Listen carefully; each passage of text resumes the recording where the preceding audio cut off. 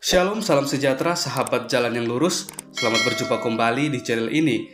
Saya berharap dan selalu berdoa semoga sahabat semua tetap dalam keadaan baik, dalam keadaan sehat, dan pastinya tetap di dalam perlindungan Tuhan. Saya juga mengucapkan banyak terima kasih kepada semua sahabat yang selalu setia untuk meluangkan waktu menonton video-video di channel ini dan juga terus mendukung perkembangan channel ini dengan mengklik tombol subscribe, like, komen, dan juga share kepada teman-teman yang lain supaya teman-teman yang lain juga boleh mendapatkan informasi seputar iman kekristenan. Kiranya Tuhan Yesus memberkati kita semua.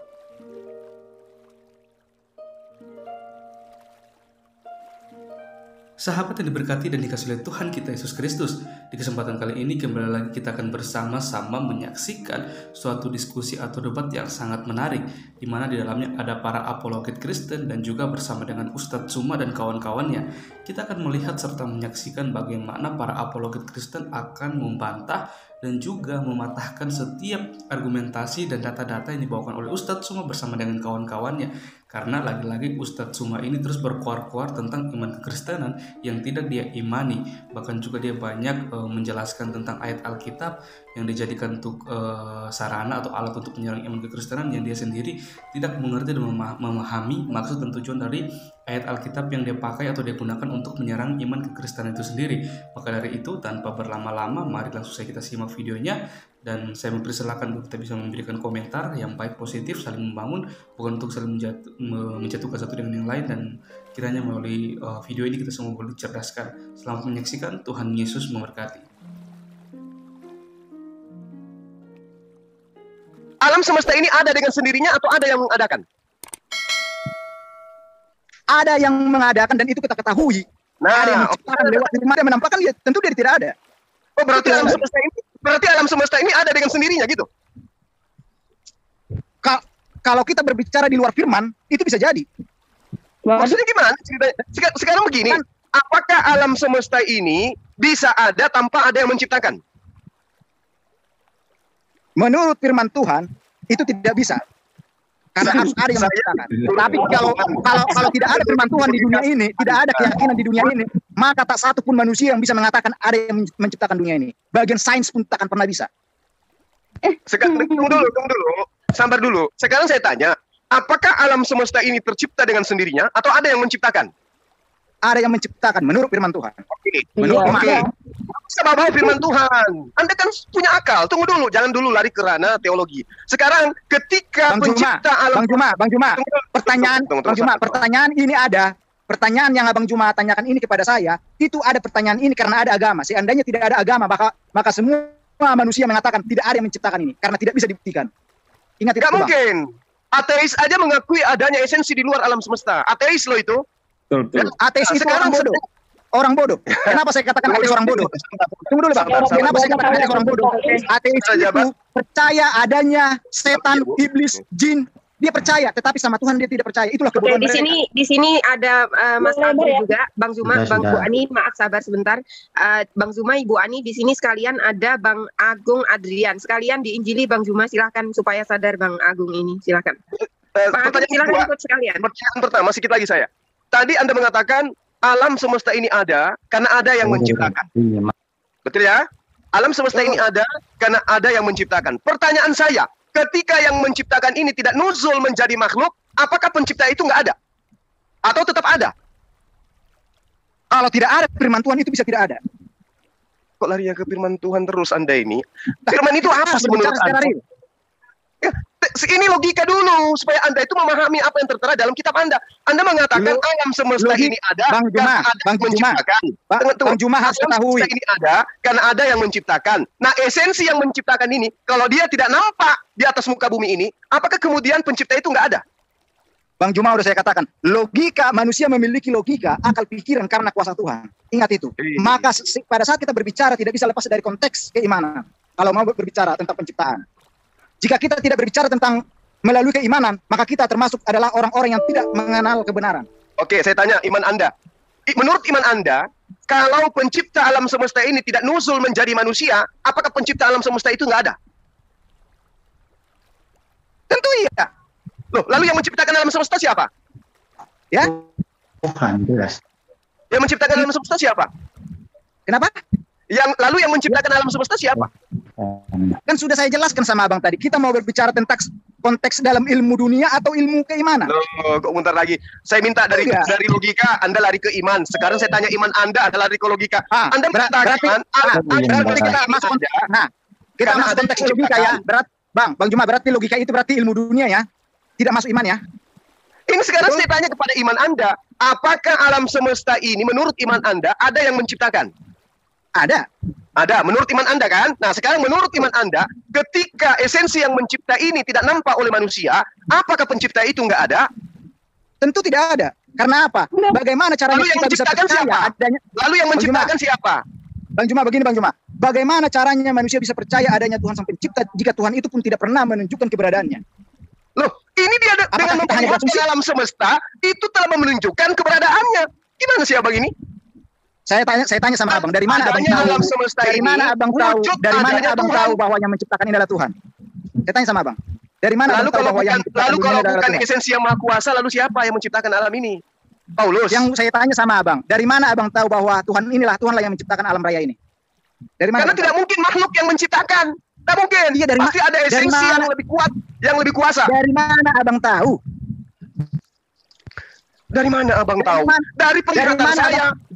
Dari pendengaran saya, dari perasaan saya, akal saya yang membawa saya memahami alam semesta ini mustahil tidak ada yang menciptakan. Pasti ada yang menciptakan. Mustahil nggak ada. Ingat Bang, malaikat, iblis, Tuhan, tanpa dia menunjukkan keberadaannya, manusia tak akan bisa mengetahui keberadaan mereka. Setan saja, kenapa kita mengimani adanya setan? Karena kita tahu ada energi lain di luar kita.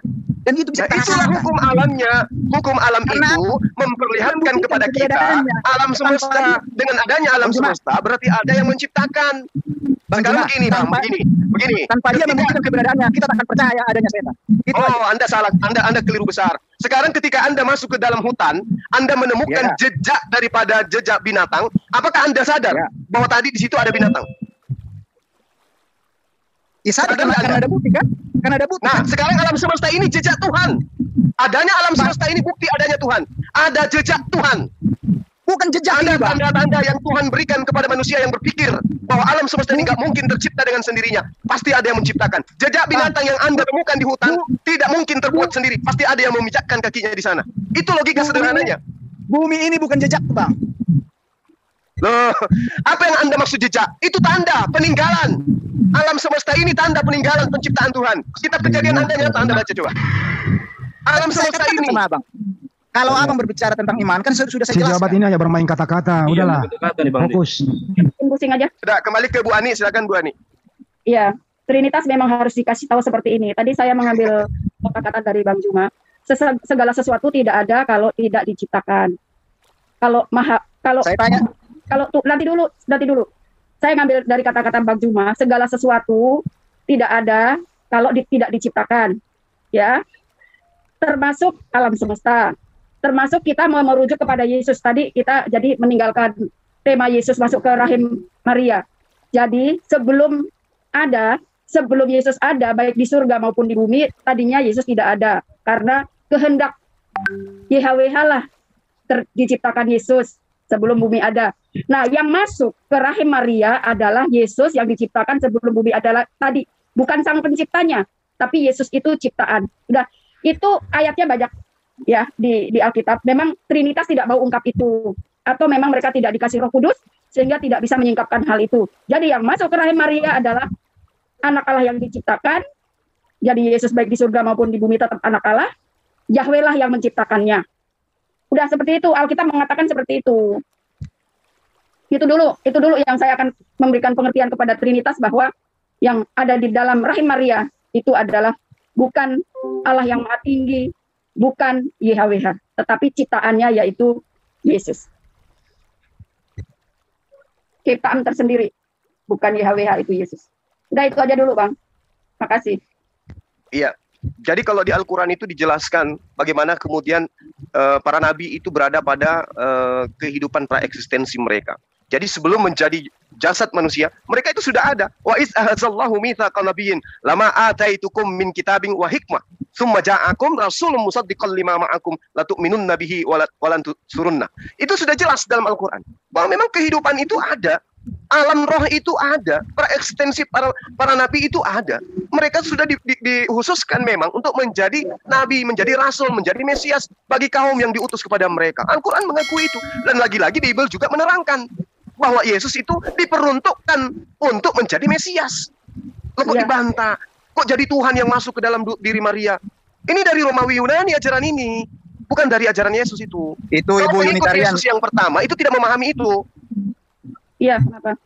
Itu tadi Ibu itu udah salah besar itu. Katanya tadi pertama, roh Yesus sudah diciptakan sebelum dunia ada. Satu. Kedua, dia berkata Yesus itu adalah juru selamat. Pertanyaannya, tidak ada satupun nabi yang bisa menjadi juru selamat umat manusia. Karena seorang nabi bukanlah juru selamat. Ya, karena juru selamat satu-satunya, penebus dosa manusia dan juru selamat satu-satunya. Kalau nabi bukan juru selamat, terus nabi juru apa? Kalau saya tunjukkan dalil bahwa ada juru selamat selain Yesus, gimana tuh, Saudara Jabat? Ya? Kalau saya tunjukkan ada juru selamat selain Yesus, gimana? Coba tunjukkan aja. Yesaya 19 nomor 20. Yesaya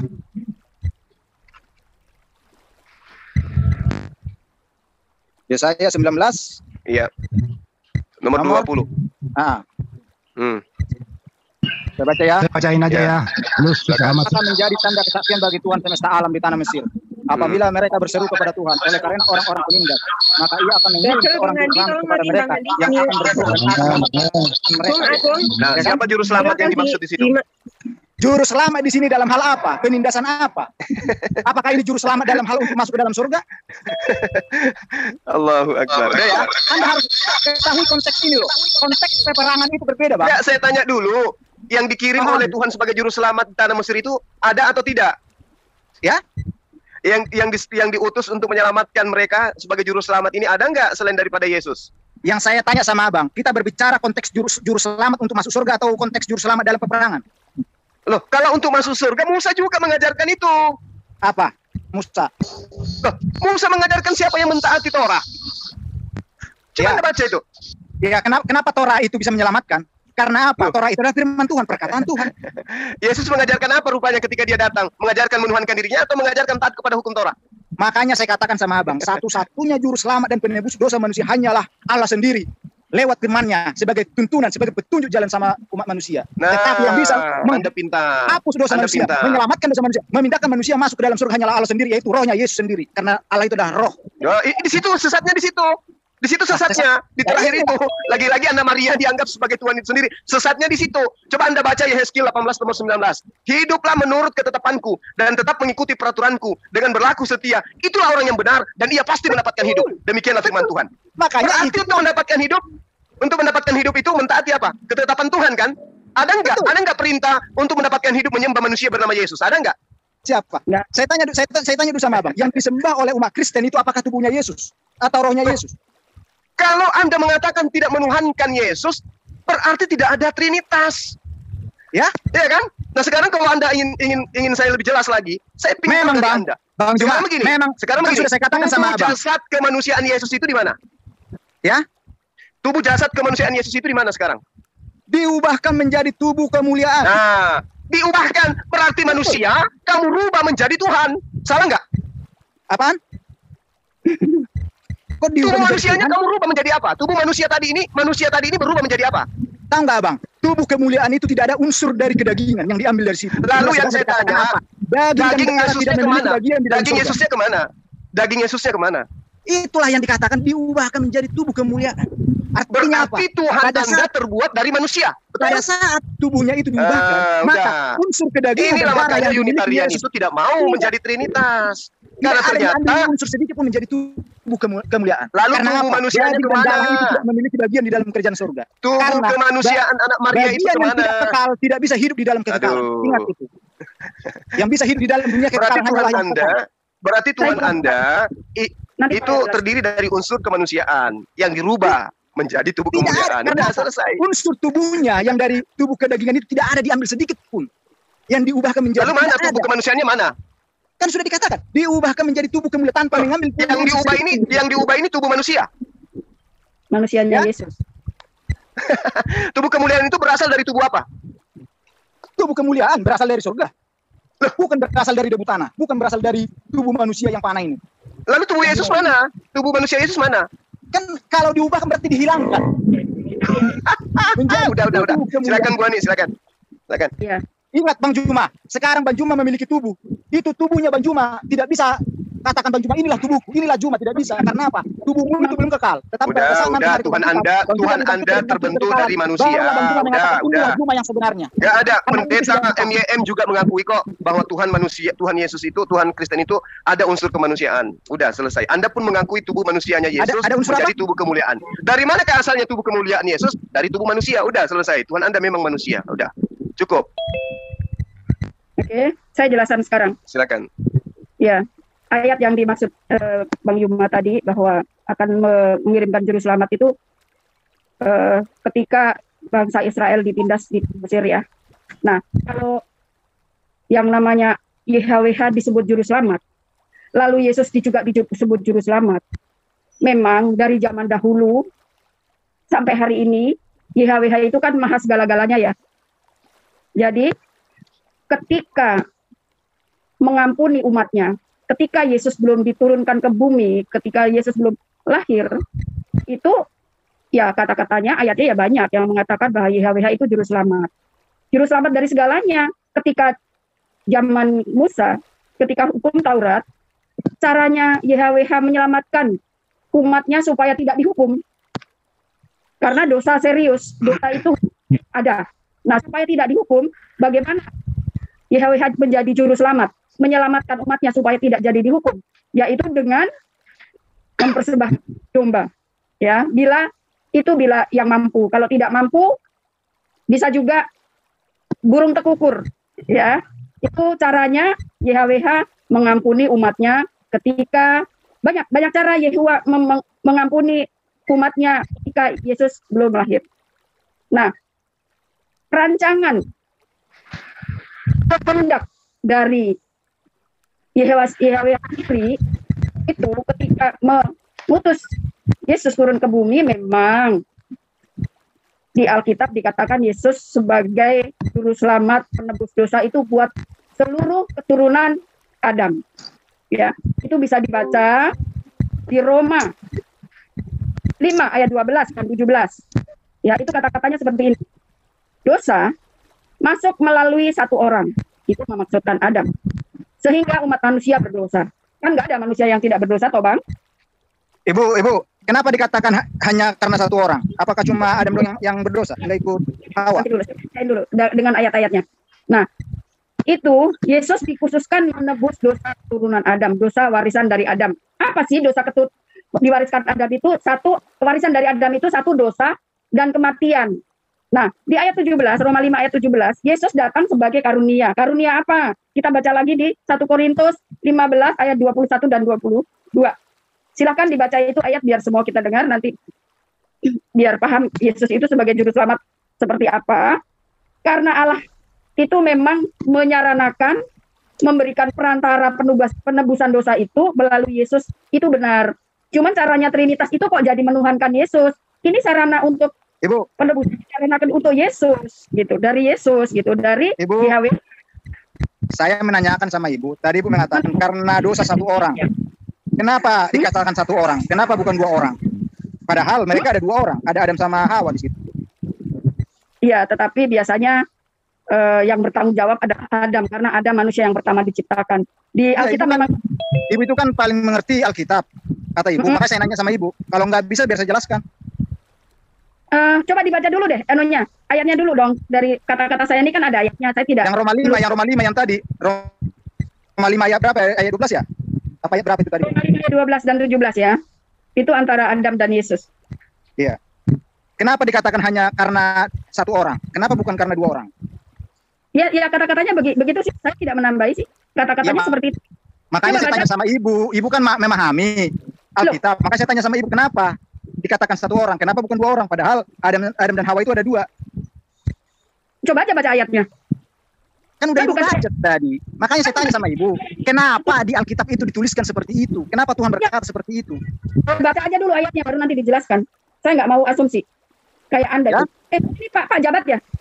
Betul. Ya, ya udah biasa kalau Trinitas begitu. Ya baca dulu. Ya, saya baca ya. Hmm. Roma 5 ayat 12. Sebab itu sama seperti dosa telah masuk ke dalam dunia oleh satu orang, dan oleh dosa itu juga maut. Demikianlah maut itu telah menjalar kepada semua orang, karena semua orang telah berbuat dosa. Kenapa dikatakan di situ? 17 dulu, 17. Ya. Ini ada sangkut pautnya dengan penyelamat tadi kan? Sebab jika oleh dosa satu orang, maut telah berkuasa oleh satu orang itu, maka lebih benar lagi mereka yang telah menerima kelimpahan kasih karunia dan anugerah kebenaran akan hidup dan berkuasa oleh karena satu orang itu, yaitu Yesus Kristus. Pertanyaan saya, kenapa dikatakan oleh karena satu orang? Kenapa bukan oleh karena dua orang? Jawabannya di 1 Korintus 15 ayat 21 dan 22. Baca dulu. Ya. 1 Korintus 15 ayat 21 dan 22. Baca dulu, itu jawabannya di situ. 1 Korintus 12, 15, pasal 15. 1 Korintus 12 ya? 15, 1 Korintus 15 ayat 21 dan 22. Sebab sama seperti maut datang karena satu orang manusia, demikian juga kebangkitan orang mati datang karena satu orang manusia. Karena sama seperti semua orang mati dalam persekutuan dengan Adam, demikian pula semua orang akan hidup kembali dalam persekutuan dengan Kristus. Yes. Pertanyaan saya, kenapa dikatakan karena satu orang manusia jatuh ke dalam dosa? Itu ayatnya seperti itu. Aku ikutan ayatnya aja, Bang. Aku nggak mau asumsi seperti Anda, Pak. Bagaimana Ibu bisa memahami Alkitab jika Ibu pun tidak mengerti makna dari ayat itu? Pak, sekarang tanya sama Bang Juma yang pandai itu. Kan Ibu mengatakan tadi Ibu itu pintar. Ahli kitab. Bang Jabat, Itu dekorasinya, jangan kau maksa-maksa jawabannya. Baru satu pertanyaan saja, dan pertanyaan itu sangat mudah dijawab, tetapi Ibu tidak bisa menjelaskannya. Bang Jabat ini sebenarnya bisa diskusi atau tidak ya? Sudah bilang kalau diskusi itu silakan membawa data. Kalau tidak membawa data, bagaimana Anda bisa berdiskusi dengan baik? Saya menguji data yang disampaikan, Bu. Saya menguji perkataan dia. Menguji data yang disampaikan. Silakan lawan dengan ayat yang ada di data Anda. Bang Ahmad, tolong biarkan Bang Zuma, Bu Ani, dan Bang Jabat yang diskusi. Mohon sabar ya, Bang Ahmad. Kenapa? Bambu modal kencang lagi. Islam itu telah dianggap sama Yahudi. Baca saya skrip dulu. Astaga. Bang Andi, tolong nih Bang Ahmad. Oke. Silakan Bang Jabat menjelaskan dengan data, bukan asumsi. Ingat, di sini tidak untuk muter-muter ke sana ke sini, tetapi Anda berhak untuk menjawab dengan data. Bukan kayak gini, ini bukan diskusi namanya. Anda berasumsi, ngajak semua muter-muter nih namanya. Makanya saya tanya sama Ibu itu, bisa menjawab nggak kenapa itu dikatakan seperti itu? Firman Allah. Kenyataannya Kalau dengan cara seperti itu Ibu Ani, kita diajak muter berjamaah sama Bang Jabat, karena Bang Jabat ini juga tidak tahu ayatnya sendiri. Atau mungkin enggak, kalau bisa dijawab, bilang tidak bisa. Kalau tidak bisa, biar saya jelaskan gitu loh. Silakan dijelaskan, silakan dijawab dengan data, bukan asumsi. Ya, berarti pengakuan tidak bisa kan? Itu sekarang yang saya cari. kalau jawabannya Bang Jabat juga paling juga asumsi. Kan kalau saya kan biar saya jelaskan, makanya bisa nggak menjelaskan? Biar saya jelaskan. Ya memang kita aja dibilang anak-anak di dalam Ya? selalu dikatakan anak Adam, dosa Adam. Seperti itu tulisannya di dalam Bible kan begitu. Jadi saya tidak mau, kalau Anda mau nambahin ya silakan aja. Itulah makanya saya bilang sama Ibu membaca firman Tuhan dan mengaku memahami Alkitab. Tetapi pada saat saya tanya, baru mengenai kenapa dikatakan hanya karena satu orang, Ibu langsung kebingungan menjawabnya. Kalau Ya, tidak bisa, kalau bisa jelaskan. Nggak kebingungan. Kalau mau dijelaskan itu panjang sekali. Yang Tidak pertama, panjang, jawabannya ringkas, mudah. Ingat, jawabannya hanya satu. Kenapa dikatakan hanya satu orang? Karena Adam dan Hawa itu telah dipersatukan. Dan apa yang sudah dipersatukan oleh Tuhan, dia menjadi satu daging. Sehingga hanya dalam wujud kemanusiaan, manusia itu berbeda wujud, tetapi dalam kodrat keilahian, keimanan, itu adalah satu daging. Karena perempuan diciptakan dari tulang rusuk laki-laki. Itulah jawabannya. Jadi Ibu itu nggak boleh asal asumsi. Baca di Kejadian itu bagaimana Adam dan Hawa dipersatukan menjadi satu daging. melebar. Ini Bang Jabat ini nggak paham dengan pertanyaan dan pernyataan, nggak paham. Mungkin Bang Jabat ini perlu belajar lagi dan silakan membawa data. Kalau belum bisa membawa data, silakan Mas Agung. Silakan baca Kejadian 2 ayat 24. Kejadian 2 ayat 24. Silakan dibacakan. Mas Agung, kalau masih krek-krek silakan tutup mic-nya. Di-mute dulu.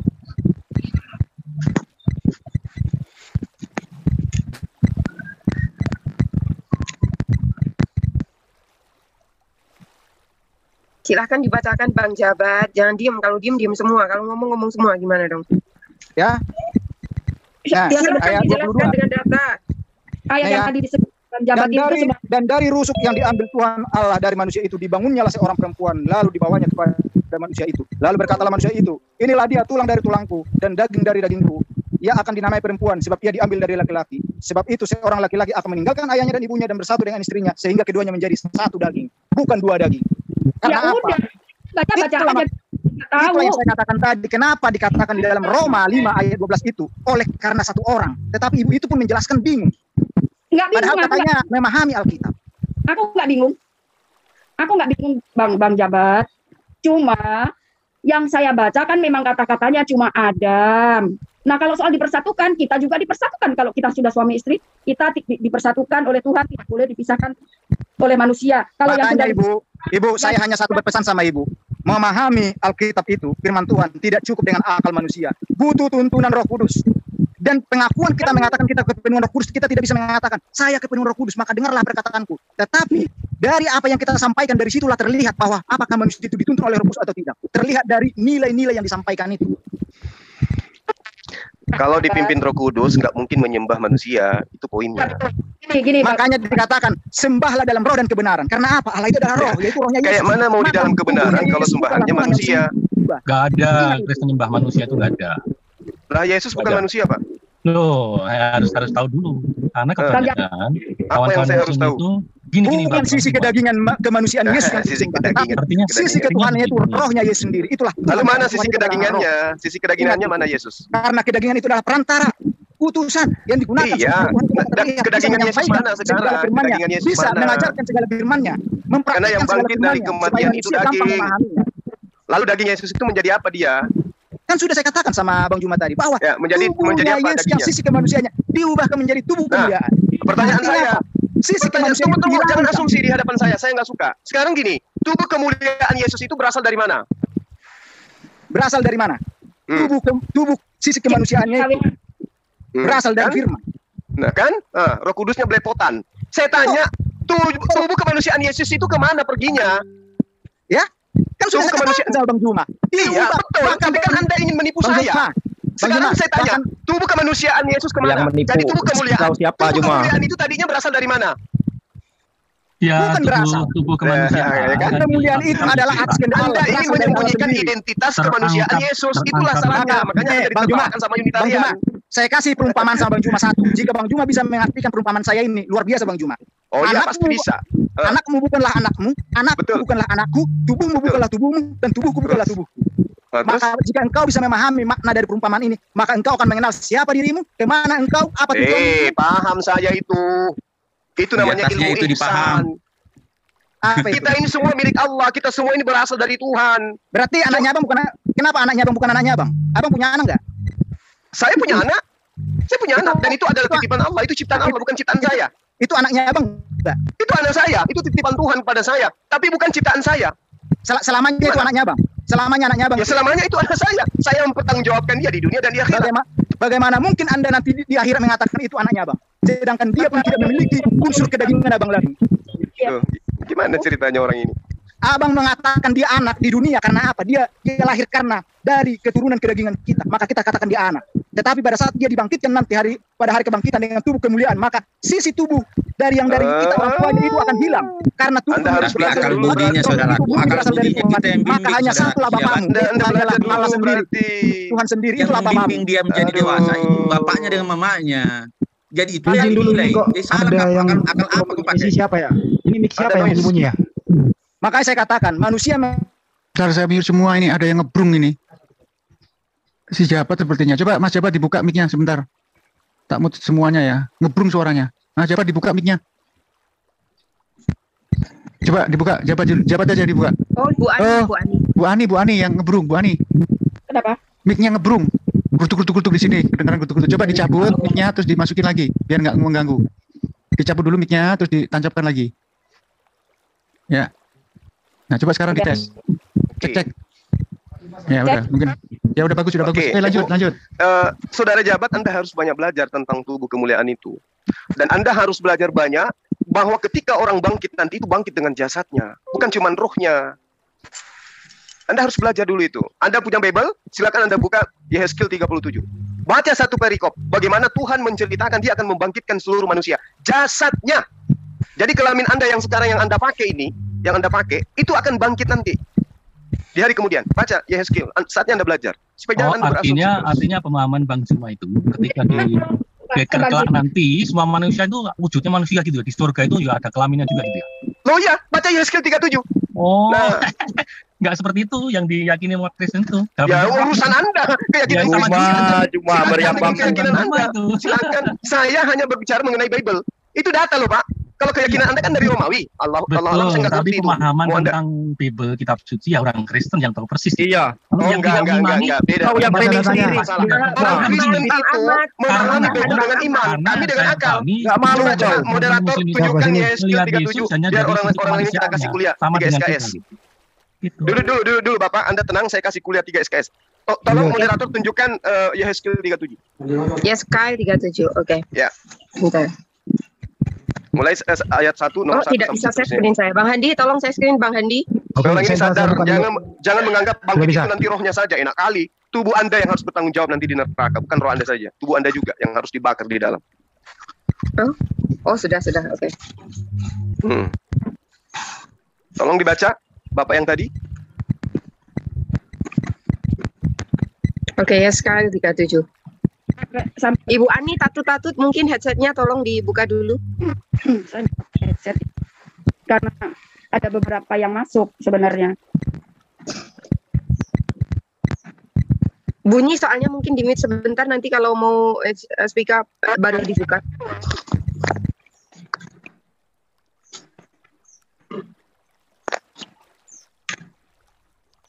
Ayo, siapa yang mau baca? Ayat berapa? Satu perikop, biar orang ini tidak ngeyel lagi. Enak kali dia jasadnya yang memperkosa orang lah kok dia masuk ke neraka. Jasad yang sujud, jasad yang capek-capek beribadah kok tidak dianggap, gimana sih? Yesus aja bangkit dengan jasad. Oke, saya bacakan. Oke. Kebangkitan Israel ya, ini tentang kebangkitan Israel ya. Lalu kekuasaan Tuhan meliputi aku dan ia membawa aku keluar dengan perantaraan rohnya dan menempatkan aku di tengah-tengah lembah. Dan lembah ini penuh dengan tulang-tulang. Ia membawa aku melihat tulang-tulang itu berkeliling-keliling dan, sebentar Bang, dan sungguh amat banyak bertaburan di lembah itu. Lihat tulang-tulang itu amat kering. Lalu ia berfirman kepadaku. Belum bisa. Ini kenapa ini kok di-started gini Bang? Bang, tolong Ahmad ini di-kick Bang, kalau kayak gitu. Nah, Juma, lihat itu Juma, meriam bambu, pengakuan Yahudi. Ya, di-kick aja orang kerasukan Roh Kudus.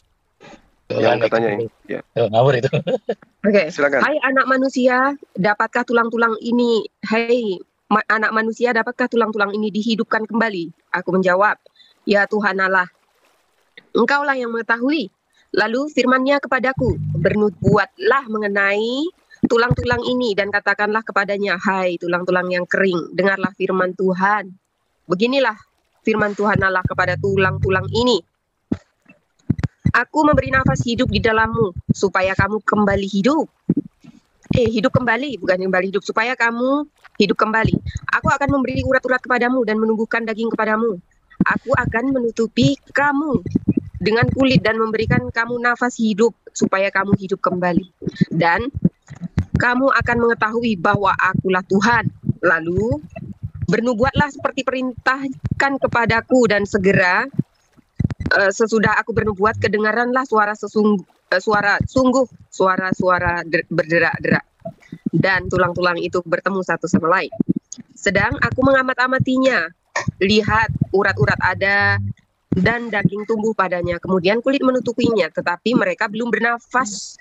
Oke, maka firman-Nya, maka firman-Nya kepadaku, bernubuatlah kepada nafas hidup itu, bernubuatlah hai anak manusia dan katakanlah kepada nafas hidup itu, beginilah firman Tuhan Allah, hai nafas hidup, datanglah dari keempat penjuru angin dan berhembuslah ke dalam orang-orang yang terbunuh ini supaya mereka hidup kembali. Lalu aku berbuat seperti diperintahkannya kepadaku. Dan nafas hidup itu masuk di dalam mereka sehingga mereka hidup kembali, mereka menjejakkan kakinya suatu tentara yang sangat besar. Firman-Nya, kepadaku hai anak manusia, tulang-tulang ini adalah seluruh kaum Israel. Sungguh mereka sendiri mengatakan tulang-tulang kami. Sebentar Bang, ini jalan terus jangan. Sudah menjadi kering dan pengharapan kami sudah senyap, kami sudah hilang. Oleh sebab itu, bernubuatlah dan katakanlah kepada mereka, beginilah firman Tuhan Allah, sungguh aku membuka kubur-kuburmu dan membangkitkan kamu, hai umatku, dari dalamnya, dan aku akan membawa kamu ke tanah Israel.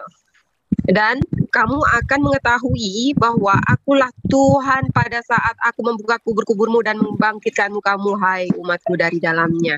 Aku akan memberikan rohku ke dalammu, sehingga kamu hidup kembali, dan aku akan membiarkan kamu tinggal di tanahmu, dan kamu akan mengetahui bahwa aku Tuhan yang mengatakannya dan membuatnya. Demikianlah firman Tuhan. Oke, sudah itu. Bawahnya sekalian kah? Ibu Ani, krak. Enggak ada bunyinya. Jelas. Sudah jelas ya? Bawahnya perlukah? Kemudian datanglah firman Tuhan kepada, lanjutkan. Tidak ada yang salah di situ. Pas banget. Kemudian datanglah firman Tuhan kepadaku, hai engkau anak manusia, ambillah sepotong papan dan tulis di atasnya untuk Yehuda dan orang-orang Israel yang bersekutu dengan dia. Kemudian ambillah papan yang lain dan tulis di atasnya untuk Yusuf, papan Efraim, dan seluruh kaum Israel yang bersekutu dengan dia. Berarti ini tentang Israel dan Efraim. Oke, gabunglah keduanya menjadi satu papan sehingga keduanya menjadi satu dalam tanganmu. Maka kalau teman-teman sebangsamu bertanya kepadamu, tidaklah engkau bersedia memberitahukan kepada kami apa artinya ini? Katakanlah kepada mereka, beginilah firman Tuhan Allah, aku mengambil papan Yusuf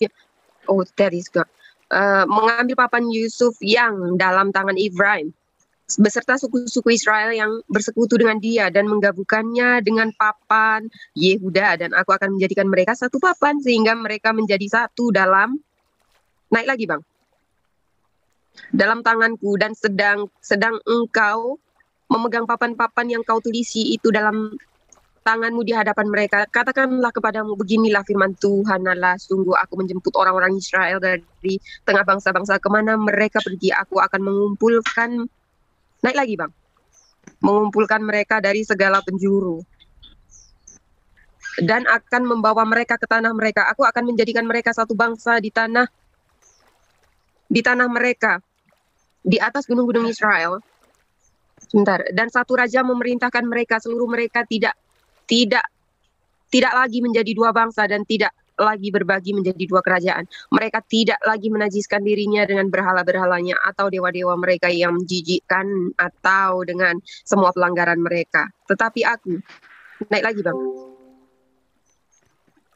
Mana nih? Tetapi aku melepaskan mereka segala penyelewengan mereka dengan mana mereka berbuat dosa dan mentahirkan mereka sehingga mereka akan menjadi umatku dan aku akan menjadi Allahnya. Maka hambaku Daud akan menjadi rajanya dan mereka semua akan mempunyai satu gembala. Mereka akan hidup menurut peraturan-peraturanku dan melakukan ketetapan-ketetapanku dengan setia. Mereka akan tinggal di tanah yang kuberikan kepada hambamu Yakub, di mana nenek moyang mereka tinggal, ya mereka anak-anak mereka maupun cucu cicit mereka akan tinggal di sana untuk selama-lamanya, dan hambaku Daud menjadi raja mereka untuk selama-lamanya. Aku akan mengadakan perjanjian damai dengan mereka dan itu akan menjadi perjanjian mereka. Aku akan memberkati mereka dan membuat mereka banyak dan memberikan tempat kudusku di tengah-tengah mereka untuk selama-lamanya. Aduh capek. Tempat kediamanku pun akan ada pada mereka dan aku akan menjadi Allah mereka dan mereka akan menjadi umatku. Maka bangsa-bangsa mengetahui bahwa aku Tuhan menguduskan Israel pada waktu tempat kudusku berada di tengah-tengah mereka untuk selama-lamanya. Oke, silakan. Oke, terima kasih. Tidak ada yang salah di situ. Mantap semua. Nah, berarti ini berbicara kapan? Ini berbicara kapan kejadian itu? Ya mungkin saya tambahkan ya, boleh. Tunggu, sabar. Ini berbicara kapan? Sudah terjadi atau nanti?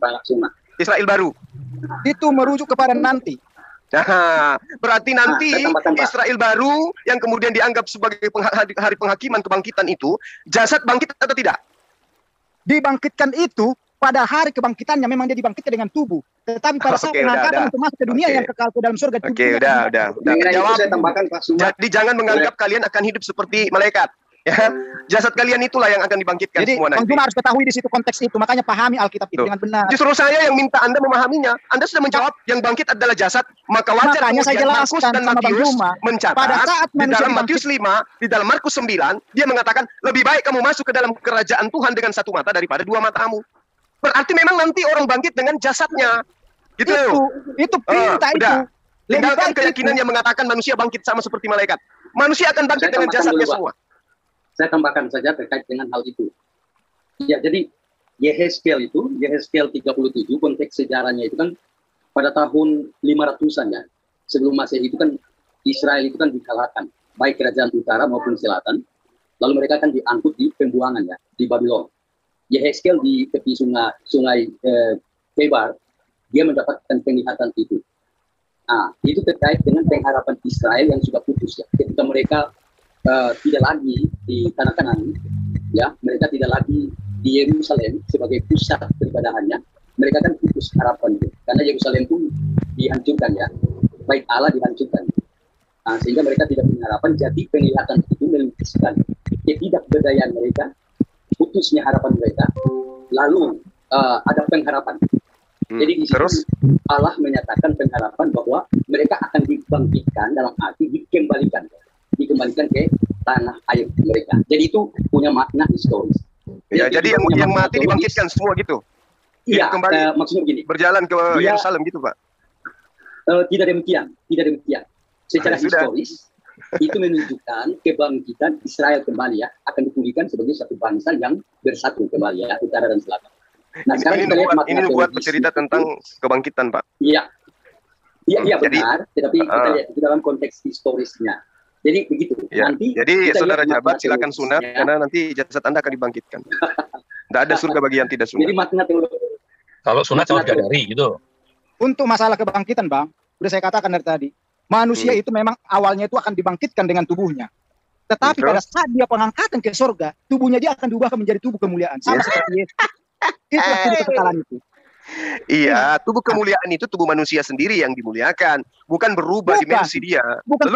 Tubuh kemuliaan itu sama seperti waktu Yesus Nabi Elia sama Nabi Musa yang bertemu dengan Yesus di Yohanes kalau nggak salah yang waktu itu yang dibilang Yesus merubah wajahnya. Seperti itu tubuh kemuliaan bersinar. 1 Korintus 15. Bukan dalam bentuk jasad seperti itu.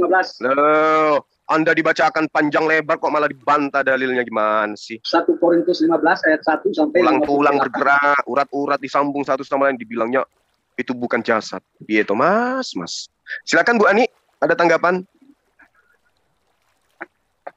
Tapi yang penting Bung Juma itu sepakat ya, percaya ya tentang bunyi dari kitab suci tadi. Oh iya, itu saya sama dengan tadi. Mic-nya masih ngebrung, Bu. Saya sama dengan surah Yasin itu. Mic-nya masih ngebrung tadi. Tulang belulang itu akan lagi terus dimasukkan lagi mic-nya.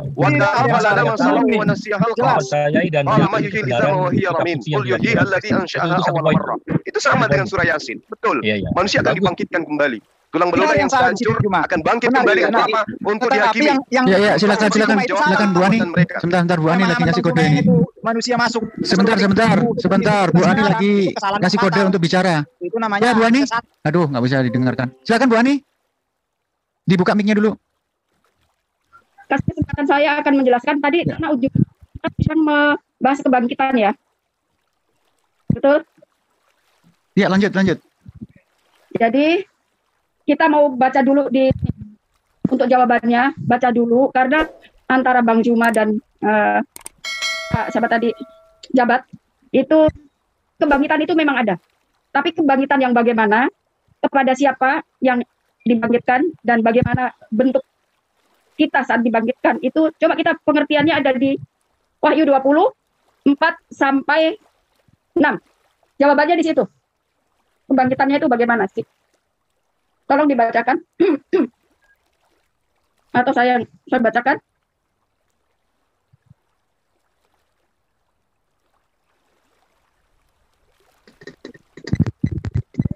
Saya aja bacakan ya. Saya bacakan ya. 20 ayat 4. Orang yang duduk atasnya diberi kuasa untuk Ibu Ani, dibenerin dulu mikrofonnya karena tidak dengar dan juga kerak-kerak. Mungkin bisa di-disconnect baru connect lagi. Oke, thank you.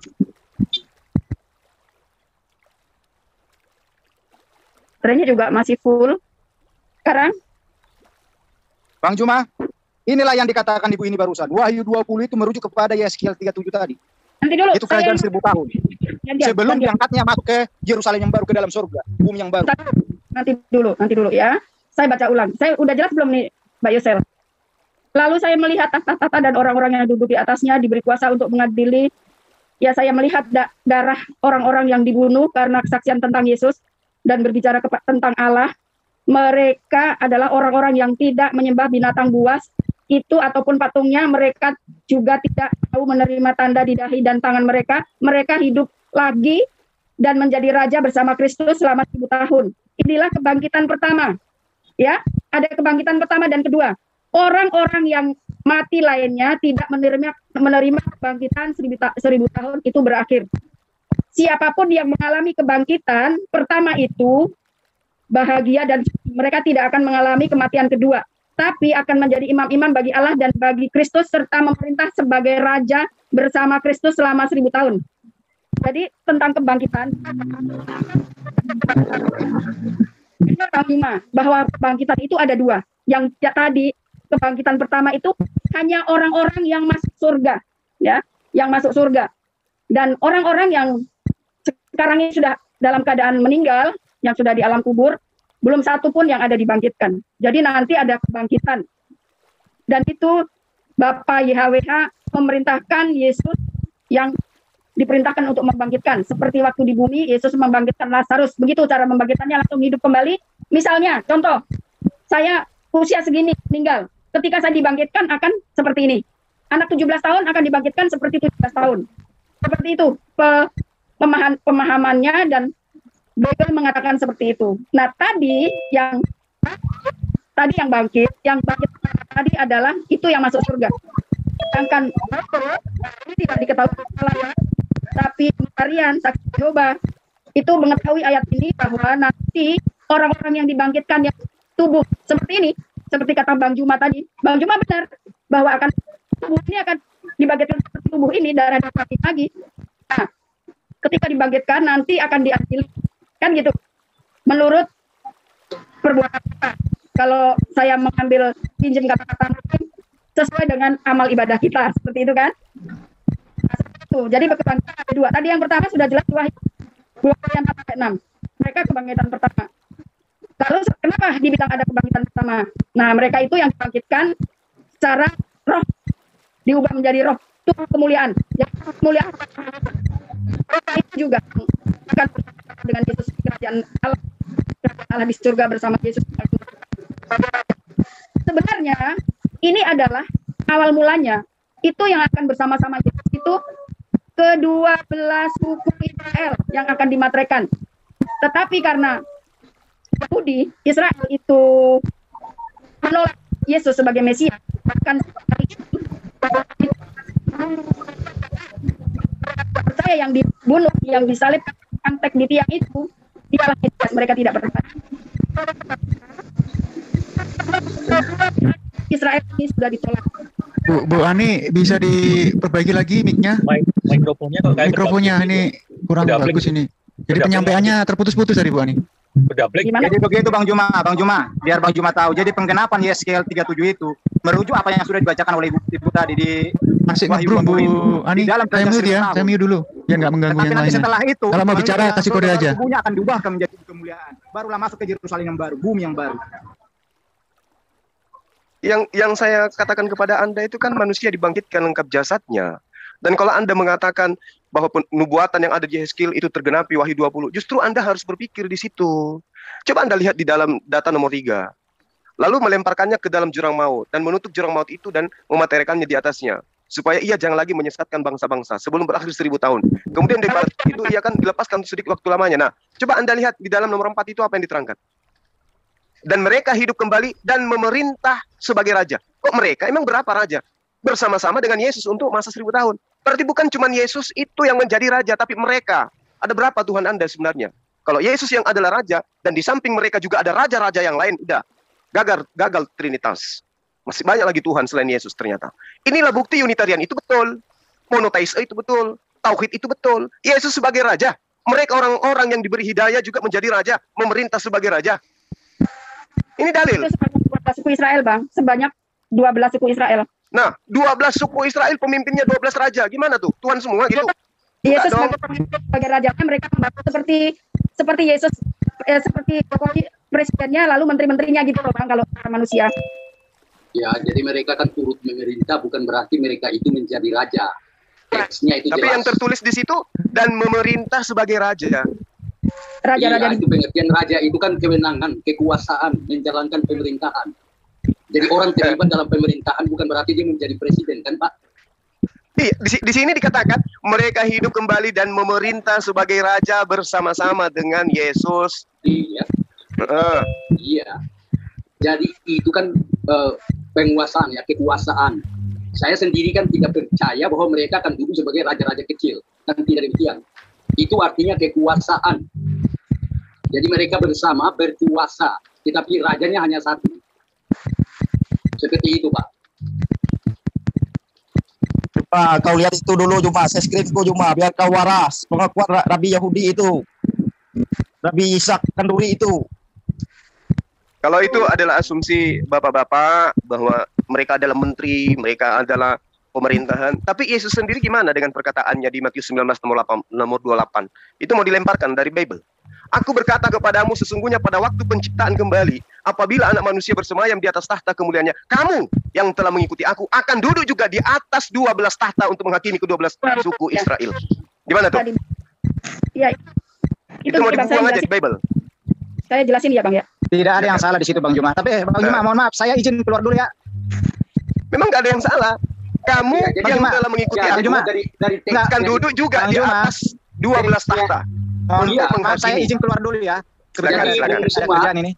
Bung Suma, coba bayangkan ya, di dalam satu hall atau satu ruang ya. Ini kita berimajinasi. Ibu Ani, mohon maaf semuanya sebentar. Ibu Ani tolong di mute dulu karena mic Bu Ani krak. Oke, silakan mungkin Bang Felix dan Bang BKT Official menggantikan Bang Jabat karena beliau sudah pergi. Jadi mungkin silakan digantikan saja. Oke. Bisa low hands. Oke. Ya. Oke. Jadi saya tadi mengajak Bung Suma untuk kita coba berimajinasi. Kita membayangkan di dalam satu ruangan itu ada 13 kursi ya, takhta. Yang satu itu jelas menunjukkan bahwa dia adalah pimpinan. Yang lain itu kursinya lebih rendah. Ya. Seperti itu. Jadi jangan kita mengartikan bahwa dengan demikian ke-12 murid itu sejajar dengan Yesus. Mereka murid. Ini konsistensi logis, Pak. Murid tetaplah murid sekalipun nanti turut berkuasa. Kursinya lebih rendah, lebih kecil. Oke, asumsi Anda saya terima. Oke, nggak apa-apa. Ya. Jadi yang hamba tetap hamba ya kan, Pak? Iya, tetapi dia kan turut memerintah. Memang tidak ada logika bahwa satu hamba akan duduk di atas tahta yang sejajar dengan tuannya, kan? Jelas demikian. Oke. Tetapi dalam pembagian kewenangan maksud saya, Yesus ini kan hamba. Pada saat nanti dia di surga, dia menjadi Tuhan atau tetap menjadi hamba Tuhan? Dia Tuhan. Tapi ini murid, kenapa dia bisa duduk di tahta? Itu yang tadi saya akan mengajak Bung Suma untuk kita membayangkan bahwa ada 13 kursi, ya. Satu di tengah itu kursinya lebih tinggi, lebih besar. Yang lain itu berarti Yudas juga dapat kursi di sini, Pak, kalau 13 kursi. Sabar, Yudas itu kan digantikan oleh Stefanus. Ketika dia kan sudah mati, lalu pertemuan para rasul untuk menggantikan Yudas, kan? Seperti itu. Oh, jadi Stefanus juga dapat ini ceritanya. Iya, Stefanus dapat karena dia kan justru lebih mulia ya daripada Yudas, karena Yudas pengkhianat. Mana dia mau dinaikkan dulu di tahta? Kan tidak. Tapi bukannya Yudas itu berjasa, Pak? Jasa karena kalau tanpa dia tidak ada penebusan ya. Maksudnya seperti itu. Itu gimana itu, Pak? Jasa Yudas. Ya, kalau Yudas ini kan kita lihat ini ada perdebatan juga ya kemarin-kemarin. Iya. Nah, itu bahwa dia status dia ini masuk surga atau tidak. Kalau bagi saya itu kan bisa saja saya katakan begini. Dia tidak masuk surga. Tapi lebih daripada itu saya tidak mau berspekulasi ya. Karena soal masuk surga dan tidaknya itu kan bukan di tangan kita, tetapi di tangan Tuhan. Iya, iya, iya. Begitu Bung Zuma. Iya, iya, iya, iya. Halo, Assalamualaikum, boleh saya ikut? Iya, silakan. Halo, pada rekan-rekan yang di sini ya, saya perkenalkan diri saya. Mungkin kita berapa tahun yang lalu sudah seringnya di WA ya. Itu kalau jika saudara Bro Jul, Kipli masih ingat, masih waktu kita dulu di grup dialog ya, yang saya namanya Aku Adalah Aku itu saya masih ingat. Oh iya, iya. Ingat. Nah, waktu kita dulu masalah perawan suci yang sampai ke Ibrani, kita lari debat di situ kita berdua. Ya oke bro, kita dialog ini aja ya, santai aja di sini ya. Nah, jadi kan bagaimanapun setiap keyakinan masing-masing agama itu punya keyakinan spesial ya. Bagi dia itu keyakinannya itu udah harga mati, semacam fanatisme gitu. Nah, dalam dialog ini kan kita sering lihat akhirnya terjadi saling mengolok-olokkan. Nah, gitu. Kalau kita mau mencari kebenaran itu kan kita menganalisa sendiri, memutuskan. Nah, gitu. Jadi saya mau nanggapi tadi sedikit ya. Tadi yang tadi kalian buka di kitab Yeskiel 37. Saya ambil yang 19 sama 20 itu sebenarnya kedua belah papan itu, maksud dari kedua belah papan itu adalah nama kerajaan Daud yang terpecah. Jadi kerajaan Daud itu terpecah menjadi dua, Yerobeam Utara dan Yerobeam Selatan. Satu disebut kerajaan Yehuda dari si anaknya Daud, keturunannya. Satu Israel. Jadi Yahudi dan Israel kan berbeda ya. Nah itu konsepnya. Jadi menyatukan kedua belah papan itu memang benar itu nubuat. Dan itu terwujud di tahun 1948 bagaimana Israel menjadi satu nation. Itu dalam konsep secara harafiahnya ya. Nah gitu. Apalagi kalau kita melihat dari secara tekstualnya. Nah gitu. Kedua belah papan itu artinya. Tapi secara rohani seperti yang kalian katakan tadi. Oke, secara rohani itu seperti itu gitu. Tapi secara dunia nyatanya ya seperti itu. Kedua belah papan itu nama Yerobeam Utara dan Yerobeam Selatan itu menjadi satu, menjadi nama Israel. Jadi Alkitab mencatat kalau kita telusuri secara detail memaknainya, itu Israel itu sudah 2 kali hancur dan 2 kali bangkit. Boleh kita selidikin masing-masing ya di Alkitab itu gitu. Itu satu gitu. Terus masalah yang kalian perdebatkan, sebenarnya kita harus tahu dulu konsep Allah dan konsep Tuhan. Dalam teologi Kristen itu seperti apa? Misalnya kepada para ini ya, Tritunggal gitu ya. Sebenarnya kalau bagi saya pribadi ya, konsep Tritunggal itu tidak ada dalam Alkitab. Karena memang tidak ada tertulis, inilah Tritunggal ini, gini, nggak ada itu seperti itu. Boleh kita cari di mana ayatnya, nggak ada. Nah, jadi setahu saya di dalam Alkitab itu disebut hanya dalam nama. Jadi dalam nama itu disebut Allah Bapa, Putra, dan Roh Kudus. Nah, itu menjabarkannya ya seperti perdebatan yang biasa di umum gitu ya. Tapi secara teologi ya, ada orang mengatakan Tritunggal, oneness, segala macam itu ya. Nah, itulah dia masalahnya di situ. Tapi kalau bagi saya pribadi, kita harus selesaikan dulu itu perjanjian lama. Baru kita menemukan Yesus di perjanjian baru. Kalau selama kita tidak menemukan siapakah Elohim Israel itu, nah gitu, apa perbedaannya dengan dari imannya Islam Allah Subhanahu wa taala? Sisi perbedaannya apa? Biar kita mengetahui siapa sih ibaratnya yang mengaku-ngaku sebagai Maha Pencipta gitu. Karena jika ada 2 nama yang berbeda, berarti dia sudah berbeda. Itu bagi saya. Nah, misalnya pengajaran. Misalnya Allah Subhanahu wa taala mengajarkan kepada umat Islam melalui nabinya Muhammad seperti ini gitu. Nah, dalam Kristen atau Yahudi, Elohim Israel itu mengajarkan seperti ini. Misalnya salah satu contoh ya, sering terjadi di dunia debat ya. Misalnya Ismail dan Ishak, Yerusalem dan Mekah, roh dan zat. Nah, itu banyak perbedaan-perbedaan itu pengajarannya. Nah, pengajarannya sudah jelas. Kalau di kitab perjanjian lama umumnya Elohim Israel menyatakan bahwa dia adalah sebagai juru selamat. Nah, sekarang bagaimana cara mewujudkan dia juru selamat? Nah, tadi di sini saya lihat ada narasumber Ibu Unitarian. Ya. Gini, saya mau bertanya kepada beliau, ya. Coba deh jabarkan. Coba tolong dijelaskan, coba bisa di screen saudara Jul di sini ya sama rekan-rekannya. Yesaya 8 ayat 16. Kalau ada di sini saudara-saudara yang bisa ngasih screen, karena saya agak gaptek juga sih. Ya silakan, kita santai dialog aja ya. Kan masalahnya kan nanti bagi pihak Muslim agamamu, agamaku ya kan. Kami juga begitu gitu. Kita nggak bakal kita nyatu gitu ya. Nah, cuman kita saling menjelaskan lah ya. Misalnya yang kalian katakan kepada kami seperti ini. Nah, kami juga menjawab seperti ini gitu. Nah, coba anggaplah saya mengetes Ibu Unitarian ini. Siapa sih namanya? Ibu Ani ya? Nah, gitu. Silakan coba di Yesaya 8 ayat 16. Coba tolong dijelaskan, dijabarkan. Saya dengar, silakan. Siapa? Ibu yang tadi, ibu yang ini yang dengan Pak Sijabat tadi itu yang berdialog tadi. Coba tolong jelaskan Yesaya 8 ayat 16. Menurut pendapat Ibu seperti apa itu ayat? Saya baca. Saya baca ya. Yesaya 8 ayat 16. Aku harus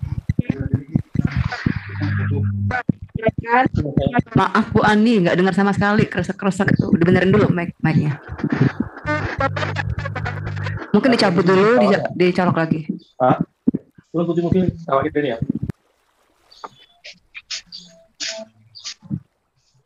Ya coba dites. Aduh masih keresek Ibu. Nggak dengar loh suara Ibu, yang jelas itu suara keresek-kereseknya Ibu. Sebentar ya, sebentar. Ya. Mungkin sementara nunggu kali, boleh lanjutin lagi. Oke. Ibu Ani nggak tahu kenapa mikrofonnya seperti itu, nggak tahu kenapa ya. Mungkin bisa diperbaiki dulu atau disconnect dulu. Apa sekarang sih? Mungkin ada ganti ada yang lain nggak Bu handsetnya? Nggak tahu dari tadi gitu terus, soalnya sakit di telinga. Mana Ini aja ya. Saya bacakan sebentar. Ibu ayatnya. Ani di-mute dulu tolong, Bunda. Iya, sebentar. Begini saya bacakan aja ya Ibu ya, biar Ibu dengar gitu ya. Aku harus menyimpan kesaksian ini dan memateraikan pengajaran ini di antara murid-muridku. Nah, pasti pertanyaannya, ini tertulis dalam kitab Yesaya 8 ayat 16. Jika ini dikatakan oleh Yesaya, siapa murid-murid Yesaya? Ini ingat loh, kata-katanya di sini murid-murid.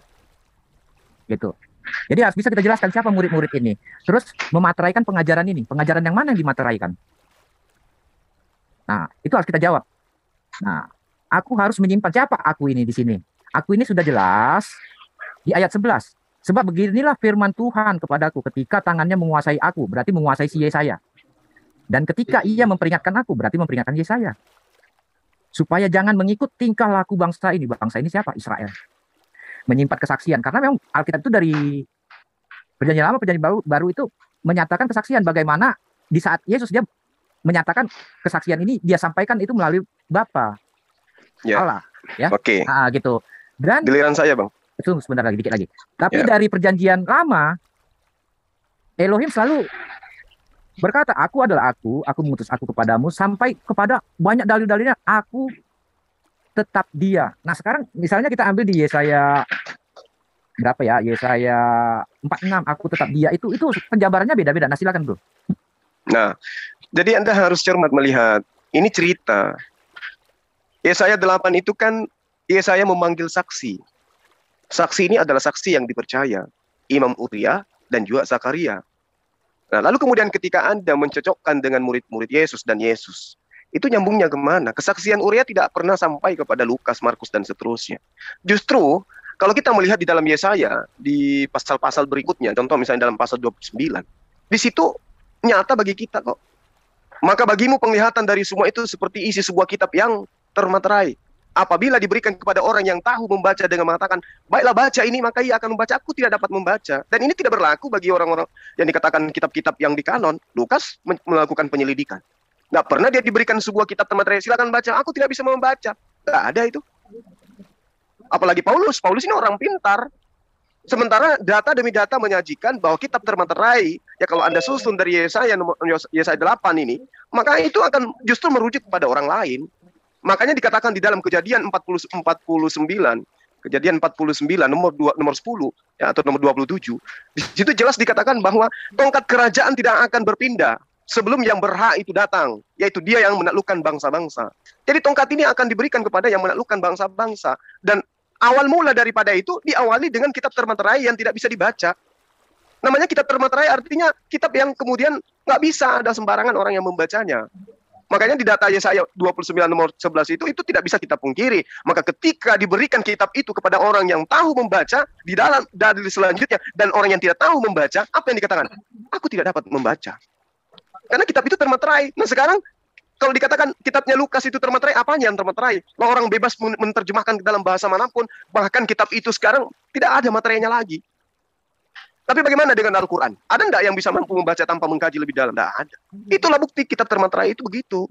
Ini Anda cocokologi, saya pun cocokologi. Saya kira itu seimbang. Oke, saya lanjut lagi ya. Sorry bro, soalnya kita nggak ada menitnya di sini gitu untuk bergantian. Mungkin saya tambahkan sedikit dulu ya sebelum Pak ini lanjut. Jadi ya kalau berbicara tentang itu benar ya. Ibu Ani kalau tidak ngomong tutup dulu karena bunyi banget dan sangat ini keras. Silakan. Ya, thank you. Sebuah kitab yang termeterai atau disegel itu kan tidak sembarangan dibaca ya. Itu dimaksudkan untuk di kemudian hari yang layak, dinyatakan layak untuk dibuka lalu dibacakan. Jadi sebetulnya ini Yesaya ini kan berbicara tentang ada fase pengharapan kemesiasan itu digenapi. Cuma ini dimeteraikan. Kita kan tahu bahwa Israel itu kan dalam babakan sejarah. Ya, setiap raja dianggap sebagai Mesias yang bisa menghidupi Israel itu ya dalam pemerintahannya. Tetapi dalam setiap babakan itu kan selalu ya gagal. Nah, kemudian raja itu pun mati. Sehingga selalu saja ada pengharapan. Pengharapan itu tetap hidup sampai tahun 70 Masehi dan seterusnya. Bahkan sampai saat ini ya. Pengharapan itu terus ada. Nah, di dalam Kristen ini secara teologis. Kalau secara historis jelas tidak ada hubungan sebab akibat secara langsung antara Yesaya dengan Lukas tadi misalnya. Atau kitab-kitab di dalam Perjanjian Baru. Akan tetapi interpretasi dan bobot teologis itu diberikan ya, baik oleh Yesus sendiri, para muridnya langsung, maupun Paulus. Nah, disitulah baru kita memahami bahwa sebetulnya yang diberitahukan di Yesaya itu, antitipenya itu tergenapi dalam Perjanjian Baru, yaitu pada diri Yesus Kristus. Akan tetapi begini, sebetulnya orang Yahudi tidak menerima Yesus ya sebagai satu penggenapan di dalam Perjanjian Lama. Artinya ahli-ahli Taurat dan Farisi ya, yang secara khusus pada waktu itu, karena mereka tidak menemukan sosok Mesias yang diharapkan itu pada Yesus. Akan tetapi jelas bahwa kemesiasan Yesus itu bukan dalam pengertian politik, militer seperti yang mereka bayangkan. Karena dia berbeda sama sekali sistem pemerintahannya. Nah, itu. Jadi benar bahwa tidak ada kaitan historikal, langsung maksudnya. Akan tetapi memang punya kaitan teologis. Dan secara khusus, dari sudut pandang Kristen, khusus iman Kristen, memang menghayati, ya misalnya Immanuel itu kan, karena di Yesaya ini. Jadi itu yang dipahami sebagai yang dimeteraikan, belum dibukakan. Sampai tiba waktunya, dan di dalam iman Kristen, meterai itu dibukakan ketika Yesus dinyatakan lahir ke dalam dunia, dan dia sebagai Mesias. Ya dari saya kira-kira demikian ya, dilanjutkan Pak, silakan. Oke, tadi karena ini ya, saya sambung lagi. Kenapa kami mengklaim bahwa itu adalah untuk murid-murid Yesus? Karena satu, jawabannya jelas. Murid-murid Yesus mematraikan pengajaran Yesus melalui yang disebut Injil. Matius, Markus, Lukas, dan Yohanes. Itu satu jawabannya. Kedua, tidak ada diketemukan Yesaya mempunyai murid. Tuh.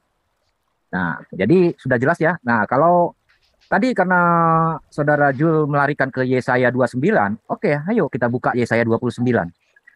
Tapi Anda jangan mengutip satu ayat sisi itu. Boleh kita adu ayatnya gitu ya. Nah, gitu. Karena memang pemahaman Anda seperti itu, tapi pemahaman kami seperti ini gitu.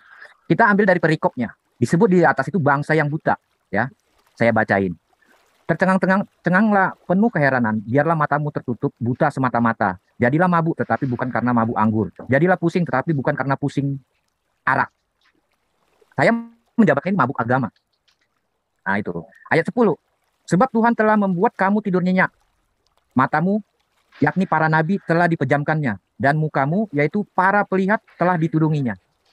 Maaf cakap kepada saudara-saudaraku muslim, saya nggak menyinggung ini ya. Ini secara pribadi saya ya. Secara pribadi saya.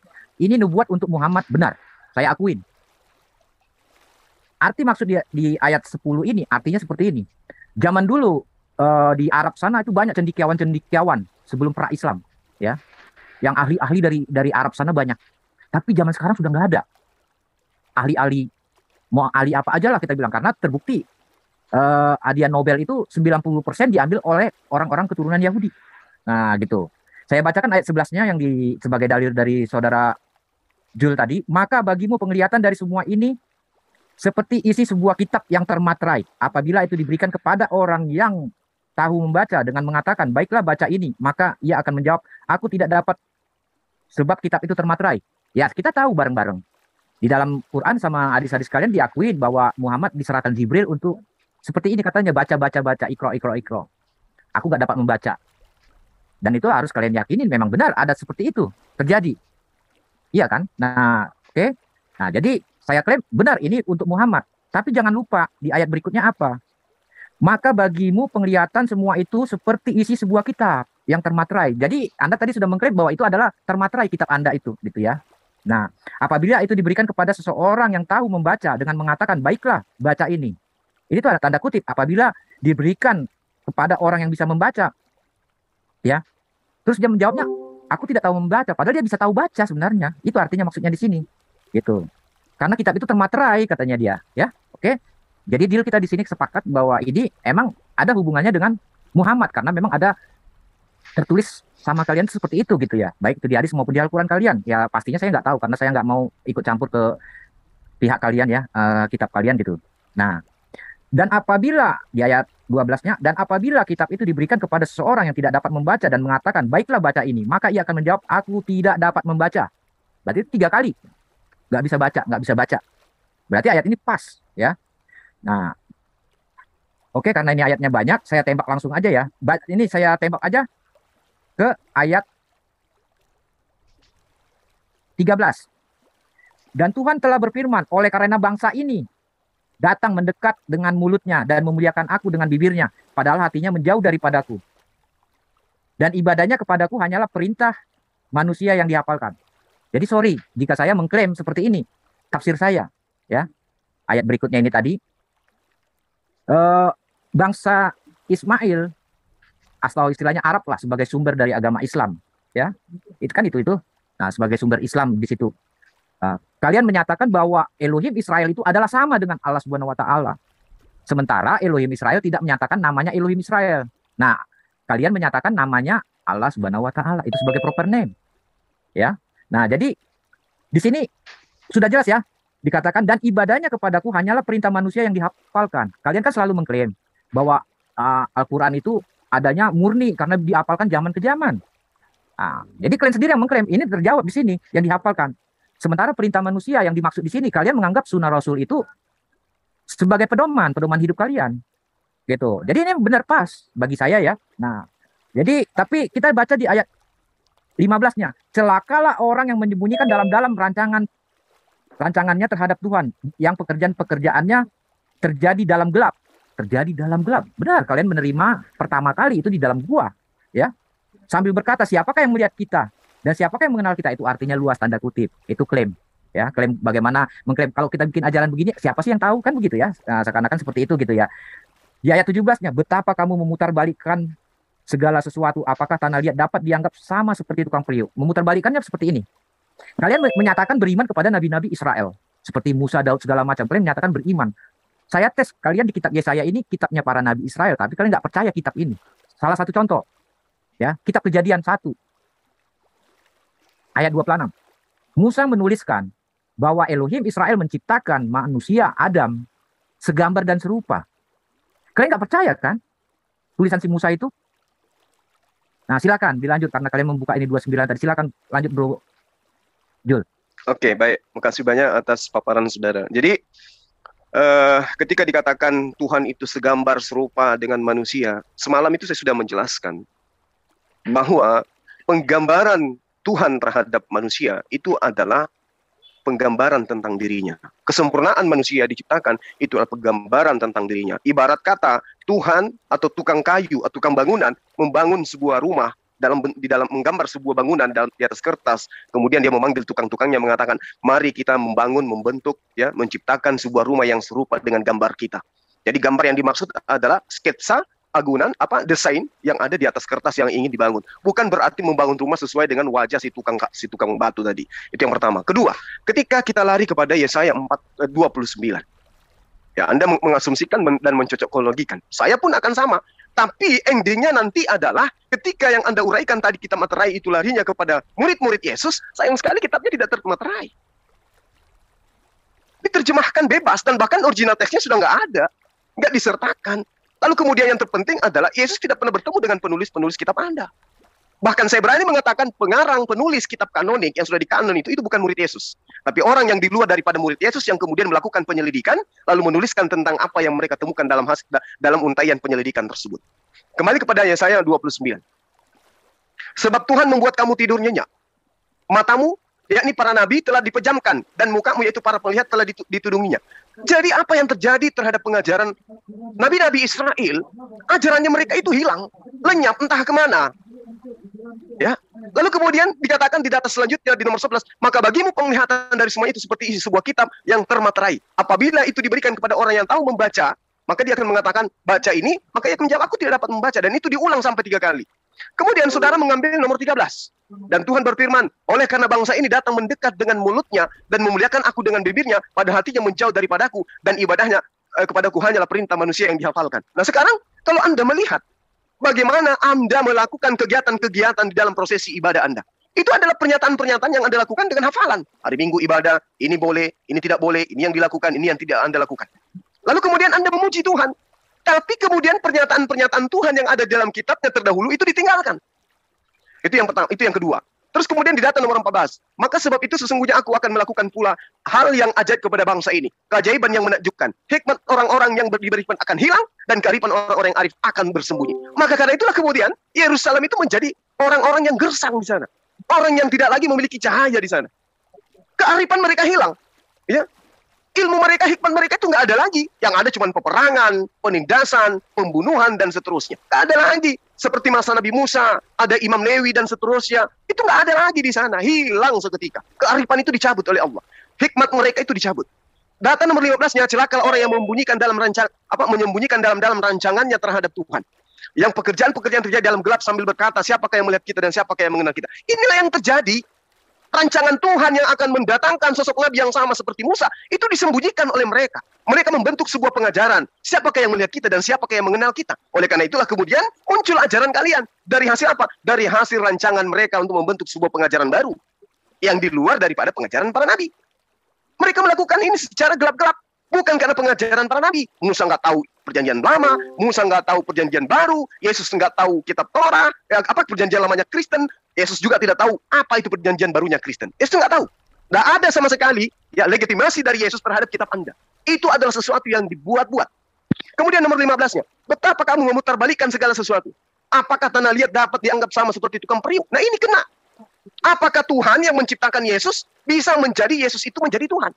Tukang periuk menjadi periuk, periuknya menjadi Tuhan. Periuk menjadi tukang periuk, ya, lalu kemudian tukang periuk menjadi periuk. Ini yang dimaksud, ini celaka orang yang menyembunyikan dan memutarbalikkan sesuatu. Makanya ditanya, apakah tanah liat dapat dianggap sama seperti tukang periuk? Maksudnya, apakah Yesus yang ciptaan bisa dianggap sebagai pencipta? Lalu kemudian dikatakan lagi di data ini ya, di data-data selanjutnya, ini sangat akurat, ya, bahwa kemudian orang-orang yang sesat pikirannya akan mendapat pengertian dan orang-orang yang bersungut-sungut akan menerima pengajaran. Ini jelas adalah orang-orang jahiliyah, orang-orang yang buta pikiran, orang yang tidak mendapatkan pengertian, orang-orang ummi, orang-orang bodoh, orang-orang jahil akan mendapatkan pengajaran. Dari mana? Dari kitab termaterai yang diajarkan sosok tersebut. Nah, lalu ending dari semua ini yang perlu Anda pahami adalah yang tadi yang saya katakan. Tongkat kerajaan akan diambil apabila yang berhak itu sudah datang. Kemudian yang terakhir dari saya, sosok yang akan membawa kitab termaterai ini adalah sosok yang di mulutnya ditaruh firman Tuhan. Akan ada nabi yang sama seperti Musa. Sama seperti dalam kitab Yesaya ini juga. Nabi yang sama seperti Musa. Aku akan menaruh firmanku di mulutnya. Nah sekarang kalau Anda mengatakan itu Yesus, boleh dong kita minta mana firman Yesus yang berasal dari mulut Yesus? Yang dibukukan, ada nggak? Nggak ada. Lukas menuliskan setebal itu bukan dari mulut Yesus. Dari hasil penyelidikan. Demikian juga pengarang yang lain. Nah sekarang firman Tuhan yang datang ke mulutnya Yesus itu mana? Sementara kalau itu dirujuk kepada baginda Rasulullah Muhammad SAW, jelas firman yang berasal dari mulutnya Rasulullah Muhammad SAW itu adalah Al-Quranul Karim yang dibukukan, dan buku itu termaterai. Tidak sembarang orang bisa baca. Orang Kristen di Indonesia hanya 1-2 orang yang bisa baca, karena kitab itu termaterai. Yang bisa membaca hanya orang yang diberi petunjuk, yang diberi pikiran, yang diberi pengajaran. Kemudian indikasi daripada kitab tersebut dan Nabi yang mendapatkan firman Tuhan di mulutnya adalah ketika dia menyampaikan sesuatu firman, dia mengawali dengan nama Allah, Bismi Anoki, dengan menyebut nama Allah. Nah, sementara Lukas diawali dengan apa? Tepolius yang mulia, Banyak orang, sementara Rasulullah Muhammad SAW selalu mengatasnamakan Allah. Bismillahirrahmanirrahim. Dengan menyebut nama Allah yang maha pemurah lagi maha penyayang. Anda bisa lihat di dalam Kejadian 18, nomor 19, nomor 20. Bismi anoki, dengan menyebut namaku. Indikasinya kuat. Jadi ini sebenarnya cuma cocokologi. Ya, seperti Anda melakukan cocokologi. Tapi yang dikatakan nubuatan, pasti terlihat jelas siapa yang akan menggenapi nubuatan tersebut. Adakah nubuatan ini terlaksana dengan sendirinya atau dipaksa-paksakan untuk kemudian dikatakan bahwa nubuatan itu cocok untuk Yesus dan muridnya? Satu yang Anda harus jadikan pikiran, bahwa ketika dinubuatkan firman Tuhan akan ditaruh di mulut Nabi yang sama seperti Musa ini, Anda boleh tunjukkan kepada saya. Firman Tuhan yang diterima Yesus itu dibukukan di kitab materai mana? Dan Yesus sampaikan kepada siapa? Ya, itu dari saya. Sekian. Oke, saya lanjut lagi ya. Ini jadinya kita full ya. Maaf Bu. Mungkin saya tanggapi dulu ya. Mic Ibu masih gredek-gredek ya. Sebentar brother. Saya tanggapi dulu biar saya jangan lupa karena saya udah lama nggak di dunia ini ya gitu ya. Gitu. Jadi saya tanggapin. Anda main klaim ke Kristen. Seperti itu cara penjabarannya. Sudah jelas-jelas ditulis itu hafalan. Kalian mengklaim semua itu ayat hafalan yang bermulat karena tidak ada manuskrip seperti manuskrip itu. Satu, kedua, ya. Islam ada 1400 tahun yang lalu, ya. Itu terbukti dari Alkitab, gulungan kitab Dead Sea Scroll yang sekarang sudah ditemukan itu ada di Israel sana, ya. Yang diklaim diselidiki para ahli-ahli itu berasal dari 2000 tahun yang lalu. Cuman di dalam Dead Sea Scroll itu, gulungan kitab itu tidak termuat kitab Esther. Itu kalian silakan googling ya. Saya nggak mau sejarah-sejarah ya. Kita sekarang sudah yang deal kitab yang tertulis sekarang yang beredar di mana aja. Nah, oke. Nah, jadi penjabaran saya tadi tentang 29 tadi sudah jelas perintah manusia. Kalian menganggap sunnah Rasul itu sebagai pedoman yang harus kalian teladanin ya. Nah, itu udah deal ya perintahnya ya, gitu. Nah, jadi itu tanggapan saya. Karena Anda membuka, kalau nggak salah tadi Anda bilang Musa yang seperti Musa. Saya rasa itu kalau nggak lupa saya di Ulangan 18 ayat 18. Dimulai dari ayat 15. Nah, sekarang apa yang menyamakan itu diklaim kalian? Sementara kalian di satu sisi menyatakan bahwa sudah dirubah-rubah. Misalnya salah satu contoh, kalian mengklaim yang dikurbankan Ismail, ya. Alkitab yang ditulis Musa itu udah jelas ya. Yang dikurbankan itu adalah Ishak. Nah, itu artinya memutarbalikkan fakta, ya, memutarbalikkan fakta, ya. Misalnya zat dengan roh itu udah berbeda. Yerusalem dengan Mekah itu perbedaan-perbedaannya, itu namanya memutarbalik fakta. Tapi ya terserah masing-masing mengimaninya seperti apa. Nah, jadi saya nggak memaksakan teologi saya ke kalian-kalian di sini. Kalian juga nggak bisa memaksa kami harus mengamini teologi-teologi kalian seperti itu gitu. Karena kami juga punya dasar. Nah, dasar kami apa? Menyatakan bahwa Ulangan 18 itu adalah untuk Yesus, ya. Apakah kelahirannya Nabi Muhammad itu sama persis dengan kelahirannya Musa? Apakah visi misinya sama? Tidak. Ya. Nah, jadi bagi kami itu Ulangan 18 itu udah pas untuk Yesus karena kelahirannya sama. Sama-sama di buruan raja. Yang satu di buruan Raja Firaun, yang satu di buruan Raja Herodes. Ya. Musa diapakan sebagai pembebas Israel.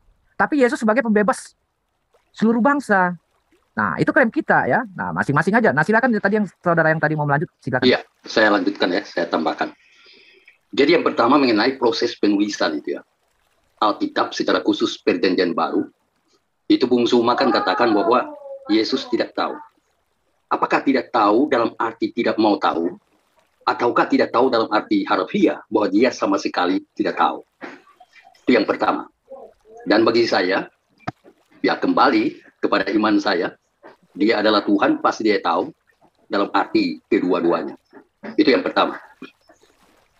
Yang kedua, memang kita berbeda dari sisi bagaimana mekanisme dan proses penulisan itu ya. Kalau mungkin di saudara Zuma itu kan penulis ya. Penulis itu kan dia berfungsi hanya menuliskan sesuatu yang didiktekan, tidak boleh menambah mengurangi. Tetapi kalau di Kristen ini namanya pengilhaman atau ineransi, dan itu menggunakan segenap potensi yang ada. Oleh sebab itu tulisan-tulisan dalam Perjanjian Baru bukan hanya menuliskan perkataan langsung yang biasanya dalam tanda petik, akan tetapi juga mengandung makna interpretasi. Inilah yang dimaksudkan dengan sudut pandang yang berbeda-beda. Misalnya, ketiga Injil sinopsis berbeda dari Yohanes. Bahkan di antara ketiga itu juga ada perbedaannya.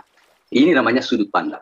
Dan dikembalikan betul sebagai manusia yang hidup, yang memang punya inisiatif, dan punya kebebasan untuk menuliskan menginterpretasi, mengartikulasikan firman yang diwahyukan kepada dia.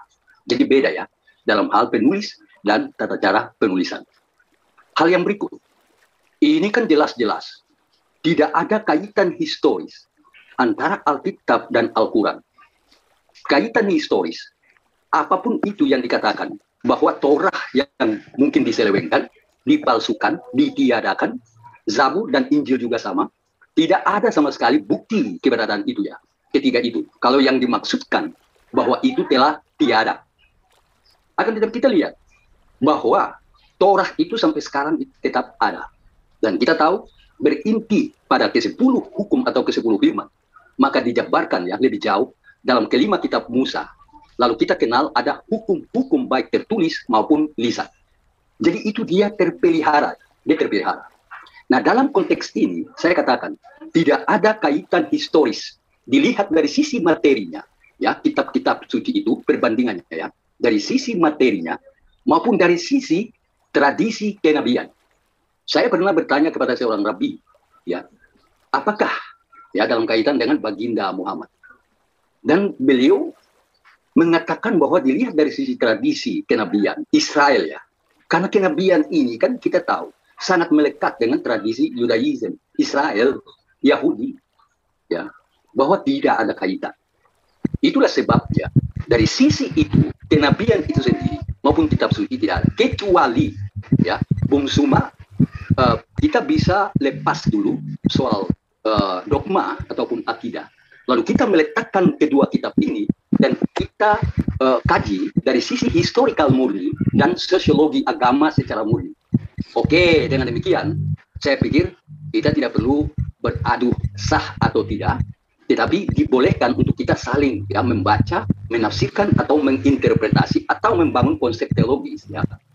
Tetapi sejauh masih berpegang pada akidah, ya masih berpegang pada dogma. Ani, tolong di-mute dulu, ini nanti sangat ya sangat sulit ya. Jadi kalau kita misalnya mau tinggalkan itu dulu dan kita lihat bahwa ini produk budaya ya. Bukan berarti kita menghilangkan dimensi kerohanian. Ini kayaknya udah moderator kepanjangan. Bagaimana kalau di reset dulu buka season kedua? Bung Handi. Iya. Iya, karena panjang banget, iya. Iya. Oke. Bang Handi, saya sedikit lagi, Bang. Ya lanjutlah Bang Juma. Kalau judul saya hari ini Julkipli Emma Basso. Oh, ya, lanjut. Ya. Iya. Oke, silakan. Karena kalau Bang Felix panjang-panjang, saya jadi moderator ketiduran, bingung saya nanti siapa moderator ini kan. Jangan panjang-panjang. Iya. Bagaimana kalau kita kasih kesempatan sama Ibu itu dulu bicara sebelum Oke, silakan. Ya, terima kasih. Ya. Tapi dibenerin dulu mikrofonnya, kalau enggak di telinga juga sakit, Ibu Ani.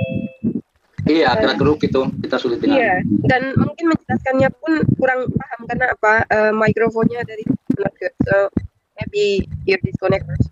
Disconnect atau gimana gitu, diperbaiki dulu Ibu Ani, tolong Bang Zuma saja. Mungkin nggak usah pakai handset aja, mungkin Bu Ani langsung ke. Karena ya, sebaiknya lepas handset. Ini sangat mengganggu sekali, mungkin penonton di luar sana juga akan protes Ibu Ani, tolong. Mungkin Bang Zuma dulu, silakan Bang Zuma. Thank you. Iya, baik, makasih. Jadi terkait dengan yang disampaikan oleh sahabat kita yang tadi ya. Nah, kalau Anda mengatakan di dalam Yesaya 29 nomor 13 itu ada kata dihafalkan. Nah, inilah yang saya katakan kitab Anda itu bukan kitab termaterai. Karena kitab Anda itu adalah terjemahan yang kemudian jauh daripada original teks yang sesungguhnya. Nah, untuk mengetahui original teks yang sesungguhnya pun kita tidak punya data untuk itu. Hanya saja kalau Anda melihat dalam kitab Torah yang dipahami Torah hari ini oleh Yudaism, di situ tidak ada kata selain daripada kata melum madah. Melum madah itu bukan dihafalkan, Bos. Ya, melum madah itu artinya diajarkan. Berarti terjemah yang sesungguhnya di situ adalah dan ibadahnya kepadaku hanyalah perintah manusia yang diajarkan, lalu diplesetkan, dihafalkan. Kenapa? Karena ingin menembak Al-Qur'an. Ini diajarkan, original teksnya itu menceritakan bahwa malum madah itu berasal dari kata an-nasim, witsat an-nasim malum madah.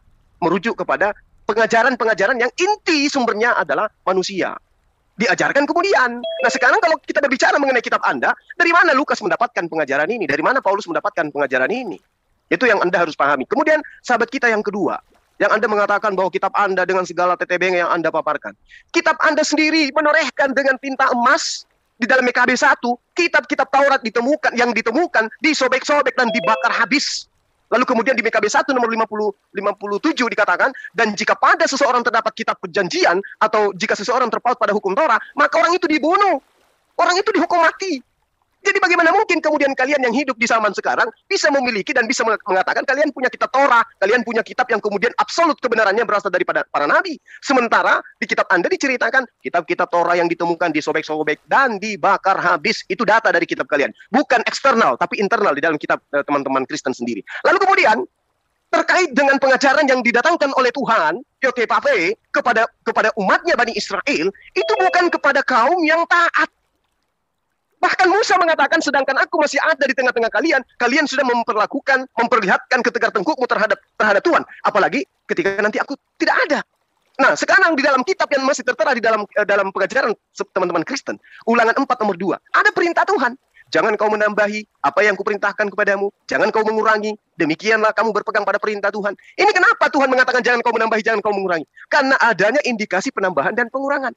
Ulangan 12 nomor 32. Segala yang kuperintahkan kepadamu haruslah kamu pegang dengan setia. Jangan engkau menambahinya ataupun menguranginya. Kenapa Tuhan mengatakan begitu? Karena indikasi ini akan terjadi terhadap kaumnya Bani Israel. Amsal 30 nomor 6. Jangan menambahi firman Tuhan supaya engkau tidak ditegurnya, dan supaya kamu tidak dianggap sebagai pendusta. Inilah yang saya katakan bahwa ketika ada pengajaran jangan menambahi, jangan mengurangi, itu berarti kitab itu tidak termaterai, tidak terjaga. Bahkan kalau Anda lebih jeli, melihat di dalam Wahyu 22, nomor 18, nomor 19, di situ dikatakan, aku bersaksi kepada setiap orang yang mendengarkan perkataan-perkataan nubuatan yang ada di dalam kitab ini. Jika seseorang menambahkan sesuatu kepada perkataan-perkataan ini, maka Allah akan menambahkan kepadanya malapetaka yang tertulis dalam kitab ini. Dan jika seorang menguranginya, ya, maka Allah akan mengambil bagiannya dari pohon kehidupan. Artinya kitab Anda tidak termaterai karena ada indikasi penambahan dan pengurangan. Nggak kena terhadap nubuatan yang tadi, nggak kena dia. Makanya ada banyak perintah, jangan kau menambahi, jangan kau mengurangi. Makanya juga intinya Yesus mengatakan apa? Waspadalah terhadap ahli kitab. Kalau kitabnya termaterai, terjaga, ada jaminan, ngapain waspada? Wong panduannya ada kok, nggak kemana-mana. Nah sekarang kalau kami Al-Quran dihapuskan semuanya. Sebentar, itu udah meleset itu. Di mana Yesus mengatakan waspadalah terhadap ahli kitab? Ada Pak? Di mana? Tunjukkan. Oke, Matius 23. Silakan tampilkan. Iya, silakan. Silakan moderator tampilkan. Ya, sambil tunggu itu saya perlu sampaikan kepada Bung Suma ya. Benar apa yang dikatakan Bung Suma tadi. Bahwa memang di zaman perjanjian lama itu kita tahu bahwa nabi-nabi dan imam-imam ya banyak juga yang sebetulnya selewengkan ya. Jadi mereka tidak melaksanakan firman itu. Malah tadi dikatakan itu kan ya. Itu juga kesaksian. Ya, oleh sebab itu memang pada zaman Hilkia atau Yosia itu kan terjadi reformasi. Lalu kemudian itu di puing-puing itu gedung atau bangunan yang roboh ditemukan kembali Taurat ya. Jadi ini sebetulnya mengindikasikan adanya penyelewengan. Itu benar. Akan tetapi Taurat itu sendiri. Ayo, siapa berani debat sama aku? Baik secara banyak cakap. Bang Felix, maaf Bang Felix, saya potong dulu. Di sini ada para suhu-suhu dari debater Kristen, ada Bang Anak Batak yang dari kemarin menantang Bang Zuma juga Bang Julius, dan mungkin di sini ada Bang Rudi Yohanes juga. Nanti Bang Rudi Yohanes sama saya saja. Sama kamu, jangan sama kamu nanti kawin kita. Jangan ribetin, Bang Rudi, jangan ribetin. Ini kan ada si Kipli itu suruh sama aku, si Kipli. Satu-satu saya ada kotoran di sini itu. Yang pansus nggak usah dilayani. Saya total dulu ya. Yang pansus ntar dulu standby dulu gitu ya. Ini hari ini. Si Kipli coba terkenal aku. Ini hari ini Bang Juma So. Jadi ya. Satu-satu. Jangan jadi pecundang. Satu-satu. Juma So, kalau Juma So bisa aku bertanya. Bisa kasih beradab? Bisa. Oke, Juma So ya. Oke. Waspadalah. Kalau bisa nggak bisa diatur. Jangan pecundang. Iya diatur dulu toh. Tunjukkan dulu dalilnya. Aduh. Diatur dulu sahabat. Dengerin dulu. Waspadalah terhadap ahli kitab. Aduh, ini nggak mau diatur ya? Nggak mau diatur ya?